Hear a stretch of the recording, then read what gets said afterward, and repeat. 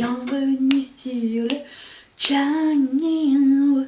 Tout comme dimanche dernier, j'ai lavé mes cheveux ce matin, j'attends qu'ils sèchent. Et là aujourd'hui ils vont devoir sécher parce qu'il fait moins 30 à l'extérieur. Donc je peux pas sortir avec les cheveux mouillés, je les laisse sécher comme ça. Vous me pardonnerez, je suis sûre et certaine. Donc on se retrouve pour un chit chat Sunday bien spécial puisque j'ai reçu... Où est-ce que j'ai laissé mon téléphone encore? J'ai reçu des questions sur Patreon et je vais y répondre incessamment sous peu. Mais parlons de Patreon, j'aimerais remercier la nouvelle marraine de cette chaîne qui s'appelle Anna. Est-ce que quelqu'un se rappelle de ça ou pas? Ou c'est juste bon. Merci Anne de faire partie de la famille, merci de sponsoriser la chaîne, merci de faire avancer les projets et merci tout simplement. Ça me fait toujours très chaud au cœur d'être supportée et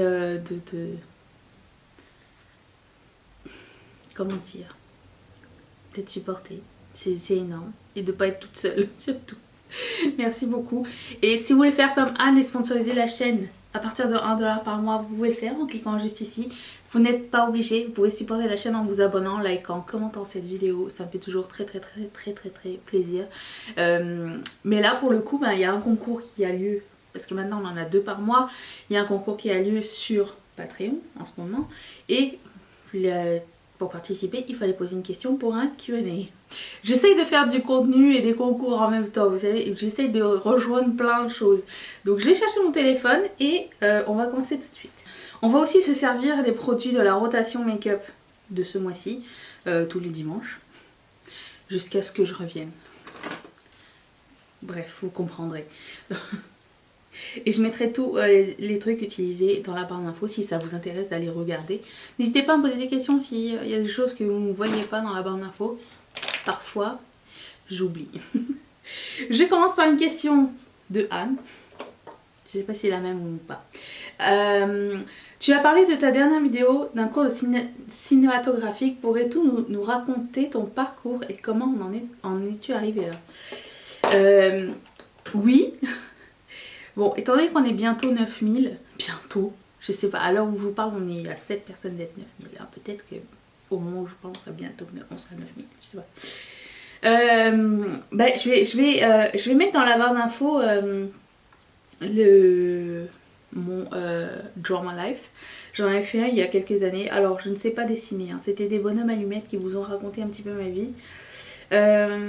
Mais pour ce qui est mon parcours cinématographique, j'avais étudié, j'ai étudié ici au Canada et je voulais, après le secondaire, qui est quoi à peu près, c'est dur à dire, l'équivalent c'est comme fin de 3e, début de lycée, je sais pas trop comment.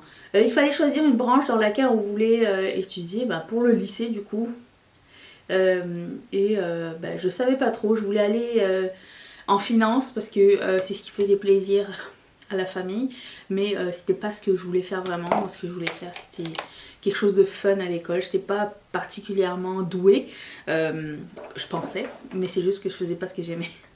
Donc en m'inscrivant à l'école, avant de m'inscrire, quelqu'un était venu à l'école présenter le pro. Ah mais il y a un miroir dans ce truc. Quelqu'un est venu présenter le programme d'art et lettres communication. Alors c'était dans les années 90, hein. Il n'y avait pas les réseaux sociaux ni rien, mais dedans il y avait genre journaliste, télévision, radio, tout ça. Et je me suis dit, je vais tenter ça. Et mes parents n'étant pas là, ils étaient un petit peu surpris quand je leur ai dit que finalement j'allais pas en administration ni en finance, mais j'allais en art et lettres. Ils pensaient qu'il n'y avait pas de débouché et tout ça, et puis finalement, je sais pas, peut-être qu'il y en a. J'ai étudié du coup un peu le journalisme, les arts, j'ai étudié la télé. Et quand j'ai étudié la télé et le cinéma et aussi les cultures générales ou des trucs comme ça. Et quand j'ai étudié la télé, je voulais devenir régisseur de plateau. Et mon rêve c'était d'être régisseur de plateau sur les sets de cinéma. Et j'étais passionnée de cinéma en fait, donc je voulais être dans l'ambiance du cinéma, mais avoir un métier sympa là-bas. Du coup j'ai étudié dans... C'est un petit peu dans le cinéma, mais c'était qu'une infime partie du cours en fait. Mais c'est ce que je me souviens le plus parce que c'est ce qui me passionnait vraiment. Donc c'est ça qui m'a fait découvrir... c'est ça qui m'a fait découvrir... bah, les... Oh, pourquoi il y a du bruit? Je mets jamais mon... Ah si, je mets jamais le son sur mon téléphone, sauf quand je regarde des stories pendant que je fais caca. Et qui est le seul moment où je regarde des stories dans la journée. Bref, tout ça pour dire que c'est comme ça que j'ai un petit peu appris le cinéma. Et à l'époque, je sortais avec quelqu'un qui était passionné aussi, et du coup, ben, on était très nerd à ce sujet-là. Voilà. J'aime toujours beaucoup le cinéma. J'ai toujours ce rêve de suivre des trucs sur les plateaux de tournage. C'est pas quelque chose qui s'est éteint, c'est quelque chose qui est mis sur pause. Emma demande comment t'es venue la passion du make-up et à quel âge? Et je me rappelle du plus longtemps possible que ma maman avait une petite trousse, une grosse trousse de toilette, avec plein de produits de la marque Bourjois. Et j'étais fascinée par ces fards à paupières mono. Et j'aimais bien aller fouiller dedans et jouer dedans. Et ma mère me maquillait aussi des fois, de temps en temps. Malgré le fait que... c'était bizarre parce que ma maman me maquillait pour les grandes occasions quand j'étais petite. Mais quand j'ai grandi, mon père n'était pas trop d'accord que je me maquille à l'école ou... tu sais, adolescent, j'imagine que ça arrive à pas mal de papas, je ne sais pas. Peut-être qu'ils voient les enfants grandir trop vite, je sais pas. Du coup, bah, je me suis passionnée, mais avec une petite réserve. Et quand je suis devenue... Quand j'ai grandi et que j'étais arrivée au collège, il y avait une fille dans ma classe, elle se maquillait trop bien. Et je voulais faire comme elle. Et du coup, j'ai acheté du make-up, mais je ne mettais pas à l'école. Juste pour sortir. Et voilà, c'est comme ça que je suis tombée amoureuse du maquillage et j'aimais bien essayer les choses. Et je me rappelle qu'à l'époque j'avais acheté, parce que j'ai entendu dire, qui est-ce qui disait ça dans une vidéo il n'y a pas longtemps? Quelqu'un dire c'est Ofra Cosmetics qui a inventé les liquid lip. Bah ah non, j'en avais quand j'étais petite. Je me rappelle, il y avait une marque qui faisait, je pense que c'était Deborah. Il y avait des liquid lip, j'en avais un rouge, très foncé, quasiment noir. Et à l'époque, c'était mal vu, c'était tu es possédé par le diable. Mais non, c'était... C'est comme ça que j'ai commencé. La fille, elle achetait tout chez Body Shop, je voulais tout acheter chez Body Shop. Genre, la fille, c'était une influenceuse. En plus, c'était la meilleure de la classe. Audrey, elle s'appelait. Je me rappellerai toujours. Bref, voilà, c'est comme ça que je suis tombée dans le make-up. Mais après ça, quand j'ai commencé YouTube, j'étais pas tellement dans... Je le dis à chaque fois, hein, et j'aime bien me le rappeler que à la base, c'était ma chaîne, c'était pour faire des revues et non pas pour faire des tutos. Je pensais pas avoir le talent pour le faire, ni pouvoir me proclamer make-up artiste, jusqu'au moment où j'ai fait le cours de make-up artiste. Enfin, pour devenir, c'est pas un cours de make-up artiste, mais cours de make-up. Je me sentais un petit peu plus légitime, mais encore là, tout évolue tellement vite que c'est dur. Et puis, je sais pas, je trouve qu'on n'a pas toujours tous le même talent. Après, la perfection, ça n'existe pas. Chacun aime ce qu'il aime et chacun porte ce qu'il veut. Mais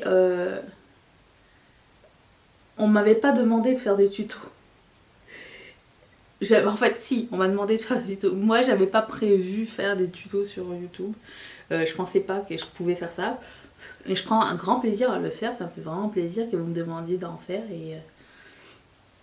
Et c'est une partie créative que j'apprécie énormément sur cette chaîne-là. Voilà, donc disons que ma passion du make-up elle évolue et elle grandit et elle est toujours aussi présente et voire plus qu'avant même. Pour tes premiers boulots non liés au make-up, as-tu tout de suite montré ta personnalité à travers tes make-up colorés ou as-tu commencé au fur et à mesure à montrer à tous tes chefs-d'œuvre? De la part de Pauline. J'étais pas très... J'ai pas eu de petit boulot déjà. Très rapidement j'avais rejoint l'entreprise familiale. Du coup j'étais... Je me maquillais pas tellement à l'époque. J'étais plus... Avant j'étais blogueuse mode. Donc c'était plus par mes vêtements que je me démarquais que par mon make-up. Mais il y a toujours eu cette part de non-conformisme, si on peut dire comme ça, dans mon caractère. Et ça m'a jamais... ça m'a jamais premièrement porté préjudice, ni bloqué le fait de travailler et de m'afficher avec mes looks à moi. Après, c'est une des seules raisons pour lesquelles j'ai pas eu de job entre guillemets, comment dire, régulière. Je sais pas comment dire ça, de job, de bureau ou un truc comme ça. J'ai jamais accepté dans ma tête de devoir porter quelque chose de très corpo, voilà, des job corpo, je ne suis pas faite pour ça du tout. Moi je suis déjà allée à une entrevue où j'avais mis un t-shirt long qui s'appelle une chemise de nuit, c'était écrit glitter for breakfast et j'avais des chaussures jaune fluo, et j'ai été prise parce que je peux pas faire semblant, et j'aime pas ça. Voilà, ma personnalité, c'est important pour moi que là où je vais travailler, ça concorde avec. Parce que sinon, je sais pas, je me sens déguisée. Autant il y a des gens qui se sentent déguisés quand ils sont habillés originaux ou avec la couleur, avec des paillettes. Moi, je me sens déguisée quand je suis habillée corpo. Donc voilà, c'est ma personnalité. J'ai bien aimé cette question de Laetitia. Les plaisirs charnels sont parfois compliqués quand on est en surpoids, tant sur l'aspect physique que mental. Que pourrais-tu dire à une femme qui est bloquée sur le sujet à cause de son poids pour la rassurer? Je trouve que c'est une excellente question. Je me suis jamais posé la question en fait. Et j'y réfléchi quand j'ai vu cette question-là. Je me suis dit mais qu'est-ce que je vais répondre? J'ai envie de répondre quelque chose puisque c'est important et je trouve qu'on n'en parle pas. Mais d'un autre côté, je ne peux parler que pour moi. Alors, qu'est-ce que je dirais à ce genre de personne? Et on s'entend déjà tous pour dire que je parle encore d'une relation hétérosexuelle. Je ne sais pas ce qui se passe ailleurs que ça. Je parle vraiment que de mon cas. Que les choses se passent dans la tête pour les femmes. C'est très très très... comment dire, la sexualité c'est pas juste le corps, hein. Je pense que c'est ce qui nous différencie par rapport au gars. Un gars ça va aller à l'instinct, c'est un peu plus animal, alors que la femme souvent c'est très très très mental, enfin je pense. Et je pense qu'il faut être le but c'est d'écouter son corps plus que sa tête dans ces moments là et ne pas se faire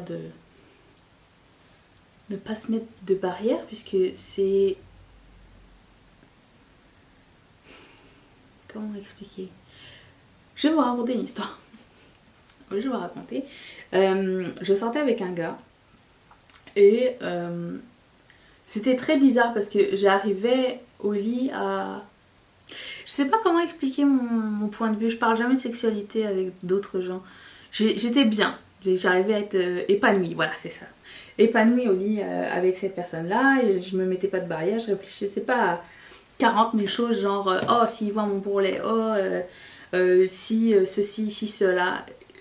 Et le matin, à chaque fois que je me levais, je mettais une couverture pour me couvrir. Après l'acte, je m'en allais avec ma couverture pour aller à la salle de bain et tout. Et il me disait toujours, ça m'a beaucoup marqué, ça m'a beaucoup fait évoluer aussi.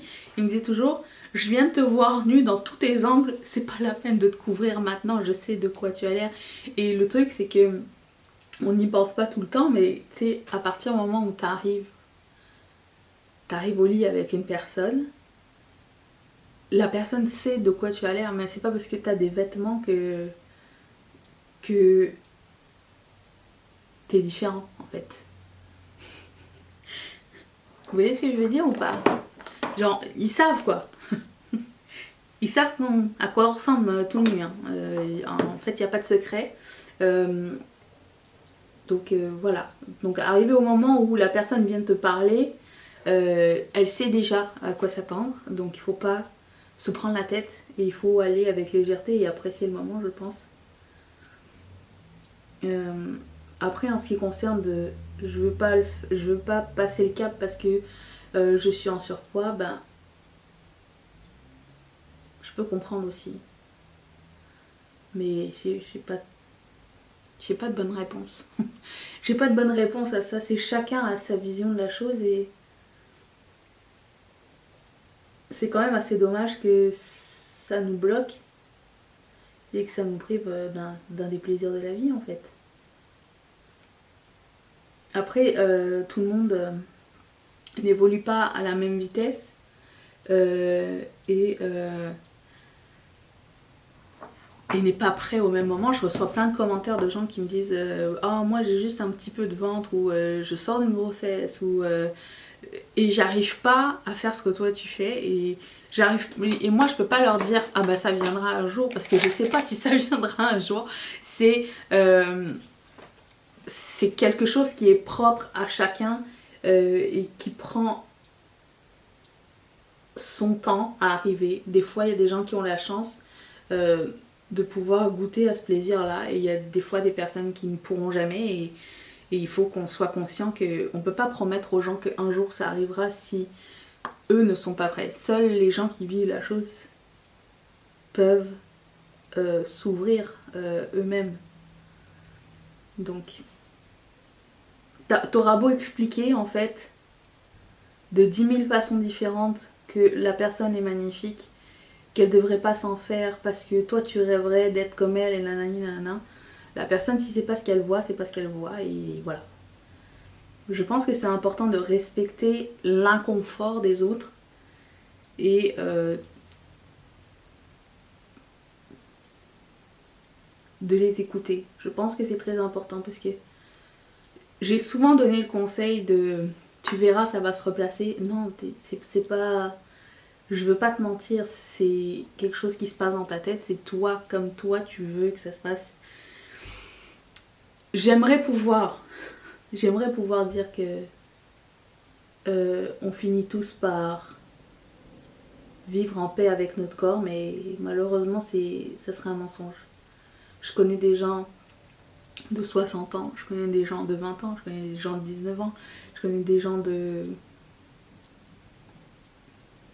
qui n'ont jamais connu la paix avec leur propre corps, peu importe comment il était.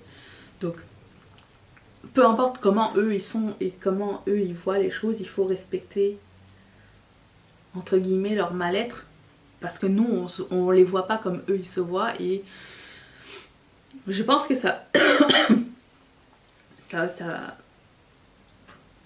c'est voilà, faut respecter cette chose là et en ce qui concerne la sexualité c'est exactement la même chose. On n'a pas tous le même parcours et c'est encore plus touché puisque c'est la vulnérabilité à son... Et ce qu'on oublie, c'est que la vulnérabilité, c'est beau aussi. Qu'est-ce que je viens de faire? C'est très beau, c'est touchant, ça nous rend humbles et humains. C'est très humain d'être vulnérable. Je me rappelle quand les gens avaient fait le challenge sur le groupe Riette et Make-up, beaucoup de gens avaient du mal à le faire, se sont finalement montrés et on voyait cette vulnérabilité dans le visage de la personne et une fierté en même temps dans le sens où je l'ai fait, j'ai réussi. J'étais pas sûre de m'accepter comme ça et finalement la réponse a été unanime et vraiment très très bonne. Donc faut trouver quelqu'un qui va comprendre tout ça et discuter avec la personne. Peut-être, je ne sais pas. J'ai pas de bonne réponse. J'ai une copine sexologue qui était en fait, j'ai eu beaucoup de copines avec des formes en surpoids qui ont toujours une sexualité très très très très très active et très ouverte et ça m'a beaucoup inspirée aussi de les côtoyer en me disant oh putain elles ont pas peur et tout. Ça faisait du bien de voir ça. Un mec, à partir du moment dans un lit avec toi, il sait ce qui va se passer. Si t'es là pour l'acte, t'es là pour l'acte. Si t'es là pour une relation à long terme, il sera peut-être pas là avec toi dans le lit tout de suite, je sais pas. J'ai pas toutes les réponses malheureusement, mais c'est vrai que c'est un sujet important et qui demande à être, je pense, un petit peu plus parlé. Du coup, j'ai apporté aucune réponse à cette question. Je suis désolée, Laetitia. J'y réfléchi longtemps. Et tout ça pour dire que j'arrive... Je sais pas comment... Je ne sais pas. C'est tellement propre à chacun. Bref, je vais arrêter avec cette question. Suivante. Si tu n'habitais pas au Canada... Dans quel pays aimerais-tu vivre et pourquoi? Merci, c'est ta part de Christelle. Si j'habitais pas au Canada, je pense que j'habiterais dans un pays chaud. J'ai bien aimé l'Espagne, j'ai toujours voulu habiter en Espagne, quelque chose de ce style. Mais Mathieu n'aime pas la chaleur, donc qui prend mari prend pays. Peut-être qu'un jour j'aurai une maison de vacances quand je serai plus vieille et qu'on pourra s'évader pendant l'hiver parce que j'avoue que c'est bien un truc que je déteste, c'est ça. Mais non, j'ai un pays où il fait chaud, ça serait peut-être le Costa Rica ou Panama. C'est un truc comme ça où je peux parler la langue aussi, idéalement. Ou anglais, ou je peux parler ou anglais ou un peu espagnol. J'ai un petit base espagnol, mais je peux communiquer, je pense. Je parlais couramment à un moment donné avec l'école. Du temps où on faisait des voyages organisés en France. Ouais, donc c'est ça. Si... un truc chaud. Plus ça avance, plus je me dis je suis pas faite pour l'hiver. Du tout. Stéphanie demande, je voudrais savoir si et quand tu penses venir à Paris, j'aimerais bien te rencontrer. Si Stéphanie. Alors,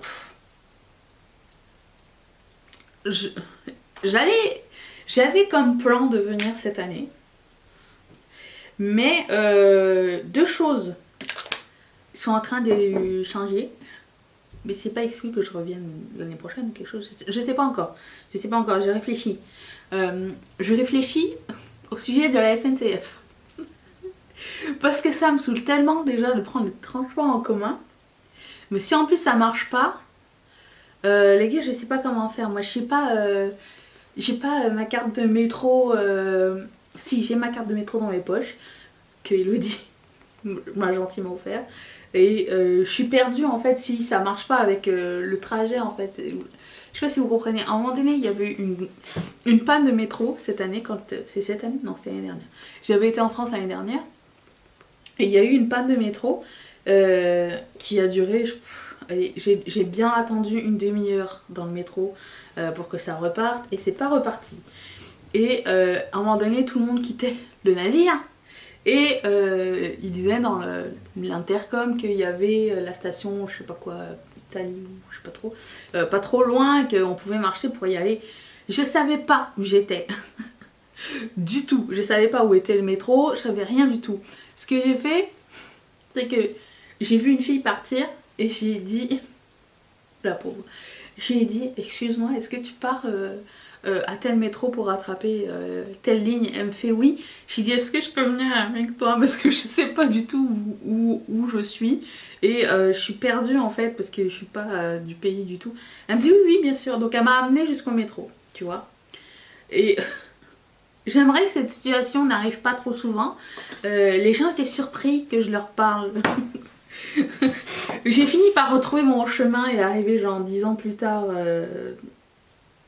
là où je devais me rendre, c'est-à-dire dans l'appart.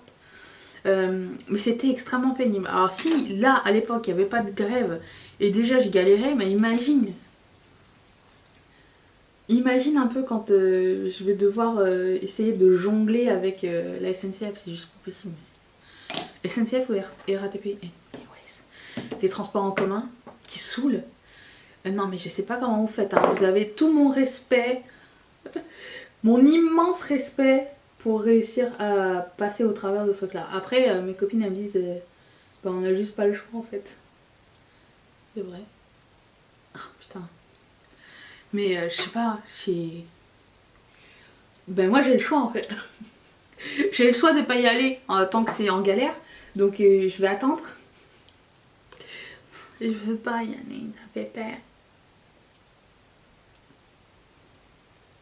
Mais bon, déjà, bon, c'est ça. Premier plan, c'est que je voulais y aller, faire un tour en Belgique et en France cette année, cet été.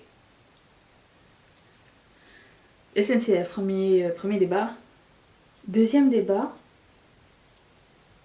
il se peut, tout comme l'été dernier, que mes parents veuillent que je les rejoigne pour aller en vacances. Donc je sais que c'est pas en France. J'attends le go, j'attends de savoir qu'est-ce qu'on fait. Et ça je le saurai au retour de mes vacances. Là, de Thaïlande. Donc je vous reviendrai avec ça. De toute façon vous le saurez bien assez tôt le jour où je viendrai en France. Ça va être clairement annoncé. J'ai très hâte de vous revoir. Mais si c'est pas cette année, ça sera sûrement l'année prochaine. J'aime bien y retourner une année sur deux. Tant que le pays n'est pas sous la révolution. Déborah me demande... Ma question est la suivante. Entre YouTube et tes contrats extérieurs, comment tu fais pour ne pas être trop fatiguée et combien de temps ça te prend?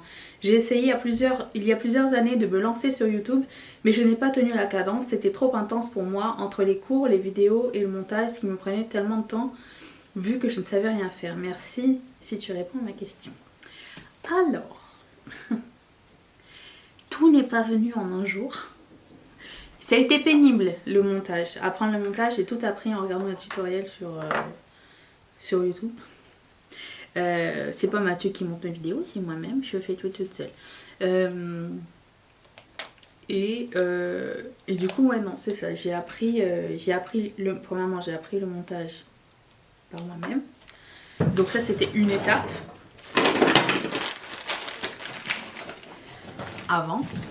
Là pour mes contrats je travaille entre 3 et 4 jours semaine à l'extérieur et des fois j'ai des contrats de couture à la maison, là c'est un peu calmé fait que je sais pas trop, mais j'ai d'autres projets en cours, fait on verra bien ce que ça va donner, on verra, on est sur l'après-fête, après la période des fêtes, donc c'était la période très très occupée. Il est beau ce verre. Période un peu plus calme c'est la période avant que je parte en vacances, donc je travaille beaucoup plus avant pour pouvoir me préparer pour la période où je serai absente. Alors comment je fonctionne?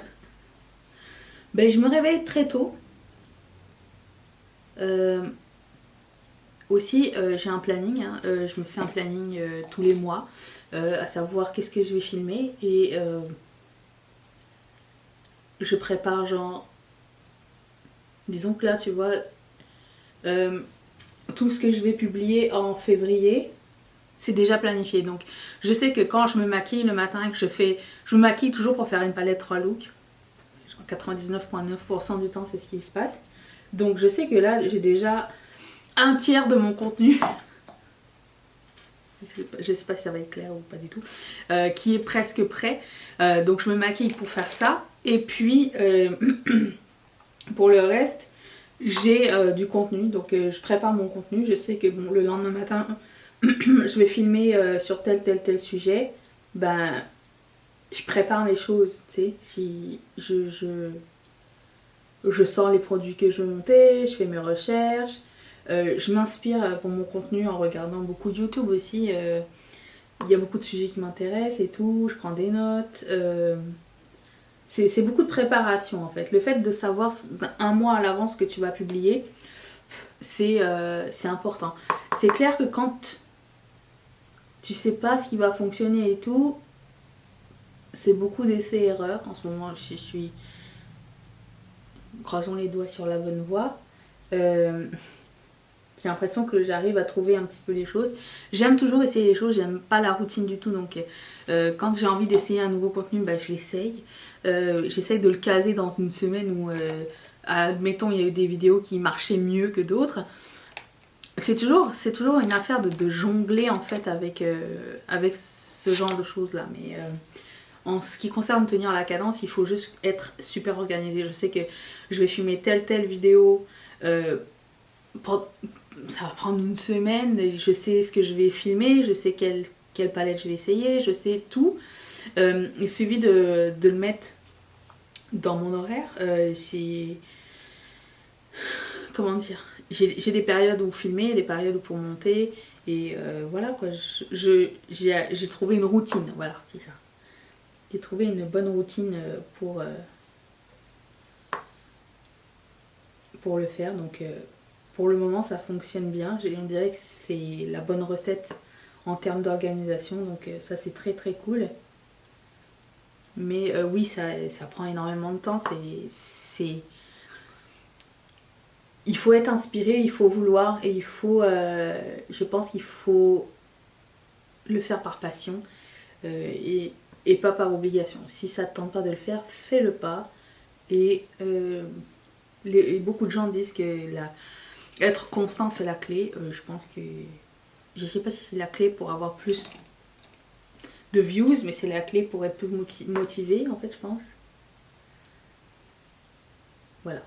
J'avais lu quelque part que si tu es capable de trouver un mois de planification de sujets sur une chaîne, ça veut dire, peu importe ton projet, si tu es capable de planifier pour un mois avant d'avoir commencé, ça veut dire que c'était toujours une passion.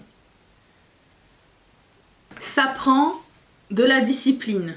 Il y a bien des choses pour lesquelles je ne suis pas disciplinée. Ça me tient vraiment à cœur. Et par exemple, là ce soir, je sais que je vais au restaurant. Donc il faut que je filme, que je monte ma vidéo, que tout soit prêt avant que je parte. Parce que je sais que je ne le ferai pas ce soir en rentrant, même si ma vidéo est pour 1h30. Je sais aussi que demain matin, je vais partir pour rejoindre quelques rillettes pour faire du shopping. Donc c'est tout, oui c'est ça, c'est une organisation, c'est tout mettre en place. C'est chiant, pas chiant, c'est quand t'auras trouvé ta recette, t'auras trouvé ta recette. Mais il faut juste être organisé, avoir un planning, comme quand t'as un planning pour tes cours, ou quand t'as un planning pour travailler, quand t'as un planning pour sortir ton chien, quand t'as un planning pour faire à manger. Tout préparer, c'est la clé. Je vais faire pipi, je reviens. Étant expat, hello Nanisha, c'est Valérie. Étant expat, je me demandais comment toi tu deals avec le manque de références communes. Les répliques du film, les vieilles blagues à la De Chavannes qui restent collées à vie, les chansons, les trucs d'enfance, j'ai du mal. En gros, c'est ça la question. Oui, j'ai eu du mal. J'ai eu beaucoup de mal quand je suis arrivée. Surtout que quand je suis arrivée ici, j'étais pas à Montréal même, donc il n'y avait pas énormément de gens différents. Montréal c'est très multiculturel, donc ça passe encore. Attends, j'essaie de faire une ligne.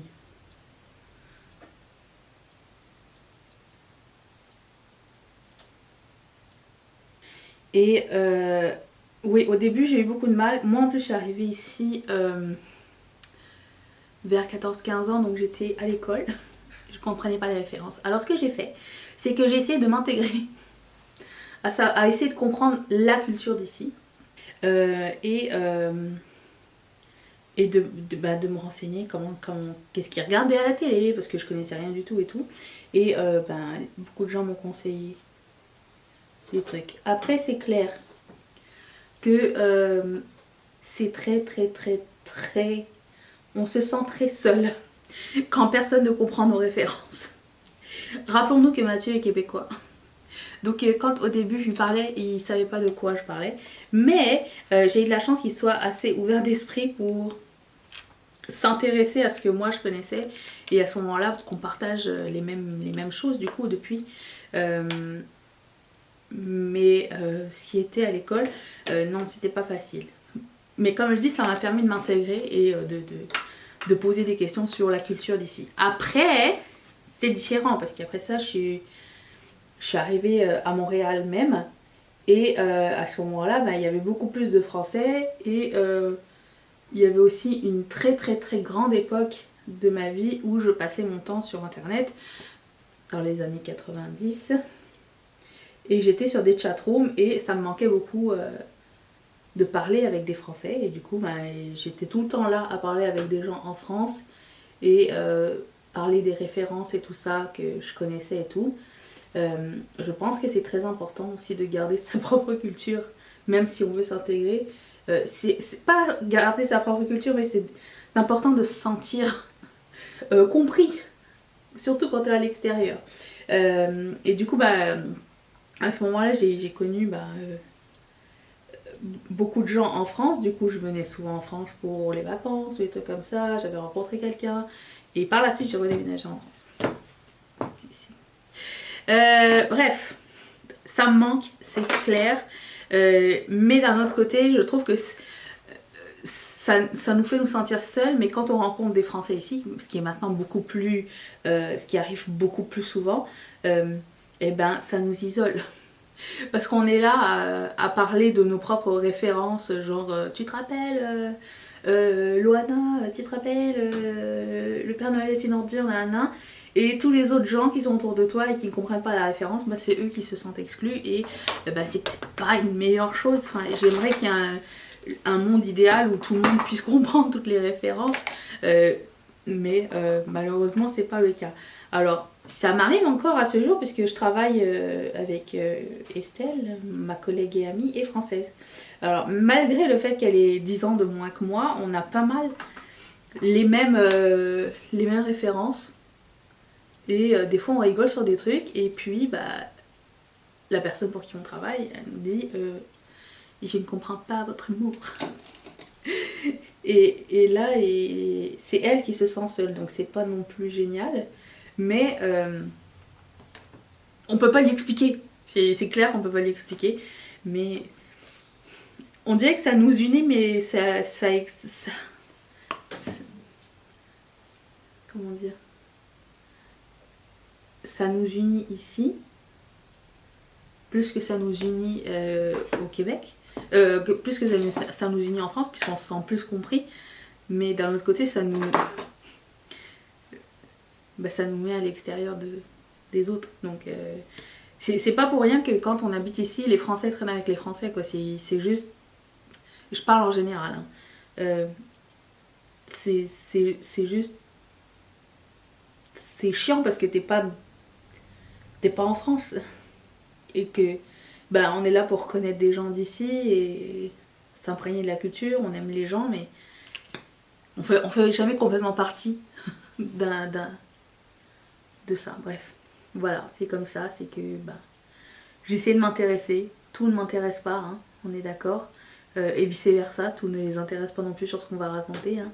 Essaye d'expliquer les bronzés à quelqu'un qui n'a jamais vu les bronzés, par Mathieu qui est bien gentil de vouloir intégrer ça à notre quotidien, mais ça le fait rire. Il est assez ouvert d'esprit pour ça, donc c'est cool. Quoi qu'on peut avoir des surprises, hein, essayez. Hein. Si on pouvait continuer à faire... à propager les bronzés des années 80, moi je suis complètement pour. Hein. Donc, j'y arrive. Puis c'est ça. Et quand t'es avec des Français, t'as t'as tout de suite envie de parler de tes propres références. Donc voilà. Mais oui, c'est dur. C'est très dur. Mais j'ai toujours été la personne qui voulait tellement s'intégrer et tellement pas être seule que j'arrivais à me transformer pour devenir la personne intéressante en fait. Ça c'est moi et ma peur du rejet dans la vie. C'est que pour pas être rejetée, j'ai toujours voulu être intégrée partout, donc je me suis toujours intéressée aux gens, intéressée à ce qu'ils aimaient et leur poser des questions que je pensais pertinentes sur ce que je savais et ce que je savais pas. Et c'est comme ça que j'ai réussi à me faire des amis, je pense. Au moins, je pense à essayer d'avoir des conversations intéressantes avec des gens qui s'emmerdent pas quand je leur parle. C'est tout ce que je nous souhaite. Catherine demande, te souviens-tu de ta première palette yeux et quel a été le déclic pour toi pour te lancer sur YouTube? Quelle a été ma première palette pour les yeux? Je pense que c'était une Vice une Vice ou une Kat Von D. Je pense que c'était une Vice, la première Vice qu'ils ont sortie chez Urban Decay. C'est une excellente question. J'ai même pas pensé à réfléchir à cette question-là. Mais oui, je pense que c'est ça. Quelle a été la vôtre? Ça serait intéressant de savoir. J'avais jamais été intéressée par les naked. En plus de ça, j'étais arrivée après la bataille. Donc, c'est pas le mouvement que j'ai suivi. Mais quand les Vice sont sortis, c'était tellement coloré que ça m'avait donné envie d'essayer. Puis c'était grand et beau. Je les ai encore. J'en ai encore une grande partie. En ce qui concerne le déclic, alors comme je vous ai dit tout à l'heure, avant j'avais un blog mode pendant plusieurs années. Je pense c'était dans les années 2000, 2005 par là. Non, après 2005, 2008 peut-être. Ça a duré 5 ans et pour faire court, mon but c'était d'avoir une rubrique dans un magazine, ce que j'ai fini par avoir. Et du coup après ça je trouvais qu'il n'y avait plus vraiment grand intérêt à continuer puisque j'avais eu ce que je voulais et j'avais vécu l'expérience que je voulais à l'époque. Donc j'ai décidé d'arrêter et surtout que écrire c'était le fun mais c'était pas aussi, j'arrivais pas à transcrire tout ce que je disais à l'oral et je voulais trouver un moyen de justifier mes hauls mais aussi de pouvoir exprimer les choses et je me suis dit que peut-être que les gens m'apprécieraient s'ils connaissaient ma vraie personnalité parce qu'à l'écrit c'est dur de se dire cette personne là m'aime bien. Moi je vous dis encore une fois je veux que les gens m'aiment. C'était le but premier. Voilà, donc j'ai commencé ma chaîne. Oh là là, j'avais une première chaîne. Il y a encore des gens qui sont là, qui étaient là, ma première chaîne, qui a fait des va-et-vient où j'essayais des choses que les autres faisaient. Je copiais mon contenu sur des gens en me disant que si je faisais la même chose, ça allait aussi marcher, mais c'est pas ce que je voulais faire vraiment. C'était moins intéressant pour moi. C'était intéressant de le faire, mais c'était intéressant de voir que ça marchait, mais c'était pas intéressant à produire. Et je continuais, puis finalement j'aimais plus ça du tout. Et du coup j'ai fermé ma chaîne au complet. Pour en réouvrir une autre, qui est celle-ci, il y a 2 ans. Voilà. C'était ça mon déclic. Et j'aime toujours ça. Je trouve que YouTube me permet de poursuivre ma passion pour les choses qui sont visuelles et cinématographiques un petit peu, en plus de ma passion pour la couleur, en plus de ma passion pour la création. Donc pour le moment, je n'ai pas trouvé mieux. On est bien là, non? Elodie, t'es Elodie Moitou, me demande qui t'inspire dans la vie, dans ta vie quotidienne. Je sais que c'est pas très populaire de nos jours de dire que les gens qui travaillent très fort, les hustlers, c'est des gens qui m'inspirent. Mais j'ai toujours une grande appréciation pour les gens qui travaillent très fort des gens qui sacrifient beaucoup de choses. Je sais que c'est pas... Il y a un double tranchant à dire ça. Je trouve pas le bouchon. C'est lui, je voulais mettre. Je vais le mettre quand même. Parce qu'il y a deux écoles de pensée. L'école qui dit bah, tu devrais pas sacrifier ta vie de famille, nanani, nanana, ta vie sociale pour ton travail. Mais... Oh mais c'est qu'il n'y a plus de mine. Oh. Ok, ça c'est la mine. Tu as mauvaise mine. Mais ça va pas moins. Faut que je le taille jusqu'à genre là. On n'a pas le temps. Les gens qui travaillent très fort au détriment de leur vie de famille et leur vie sociale, oui, ça m'inspire. Je trouve que le sens du sacrifice pour réussir son but, c'est très important. Je pense pas qu'on puisse de nos jours arriver à tout faire. Enfin, moi personnellement, en tant que travailleur autonome, c'était très dur et c'est toujours très dur de pouvoir concilier tout ça en même temps. J'ai de la chance d'avoir du support de votre part, de la part de ma famille, de la part de mes amis, de la part de mon mari. Tout le monde voit que je travaille très fort et c'est pas que ça me rend triste ou quoi. J'essaie de trouver quand même un temps et de rendre la chose comment dire, la plus agréable possible pour tout le monde. Moi, pour suivre ma passion au détriment de ma vie sociale de temps en temps, j'essaie de faire des choix et de pas tout le temps être dehors en fait, c'est ça le truc. Et je sais que c'est ce que ça prend. J'ai déjà vu des gens autour de moi qui m'ont inspirée, qui sont partis de rien, qui sont maintenant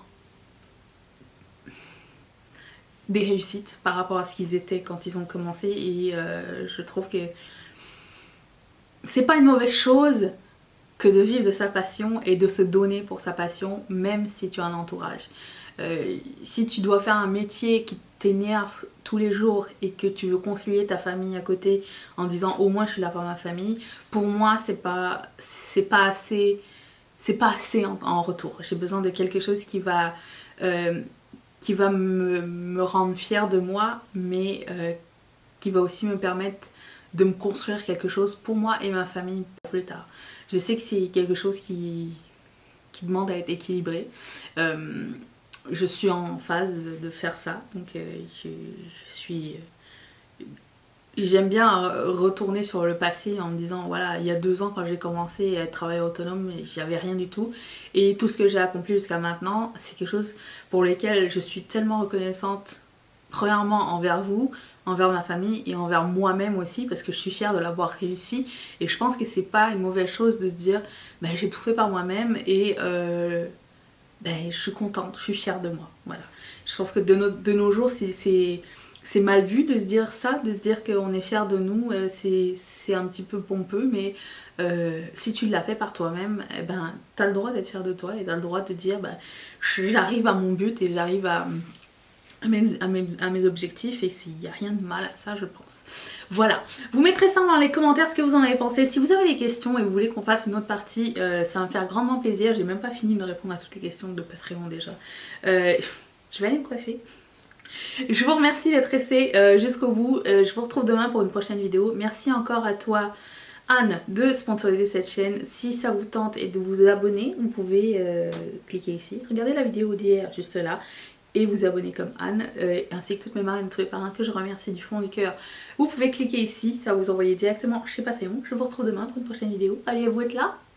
Moi oui, bye.